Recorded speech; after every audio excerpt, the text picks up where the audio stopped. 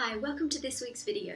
Each week I'm going to post these videos to recap what we've looked at during the week. Now, as you know, for the next 2 weeks we're going to be looking at presentational theatre. Now, the difference between presentational theatre and representational theatre is just what they sound like. Representational theatre represents something, whereas presentational theatre presents something. If you were to look at a stage as if it were a dollhouse, just merely the actors as dolls playing their part, doing their thing, while they have no idea of the audience. The audience, it does not exist to them. This is representational theatre. The actors go on playing the script and it doesn't appear that they realise that the audience is there. It's all just an illusion that this is a story that's really happening in life and we are not part of it as an audience. Now, presentational theatre is the opposite of this. As I spoke to you about in class, presentational theatre is when the actors come forward and they start interacting with the audience and they start asking them questions or even asking them for responses or just going past and touching them a bit. Different things like that can make a performance presentational. I don't see his face. All the time, his face. You want to get that? You want to get it? Grab it. I don't care. Grab it. Grab your phone. Doesn't matter.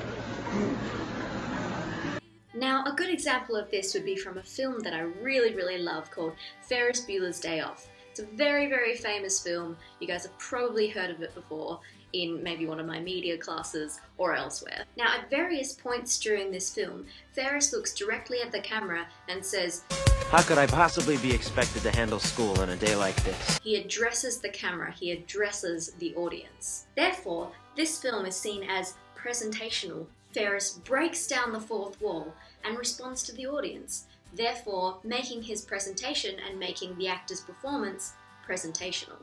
So different forms of presentational theatre is what we're going to be looking at over the next 2 weeks. And by the end of those 2 weeks, you will have 1 week's worth of rehearsal plus 1 extra lesson, just because I'm nice. During this in-class rehearsal time, you and your group will choose one of the presentational forms that we've been looking at during the last 2 weeks, and you will create a devised performance based on one of these forms. Now, don't panic, these will be guided, structured rehearsals, so you will have a lot of time to ask me questions. In the meantime, how about you check out information on the 2 presentational forms that we looked at this week, Theatre of the Absurd and Theatre of Poverty. You can click just right here for Theatre of the Absurd and click over here for Theatre of Poverty. If you have any questions about presentational theatre, please post them on the Facebook page or ask me during class. That's it for this week's video. Why don't you go have a look at Absurdism or Theatre of Poverty.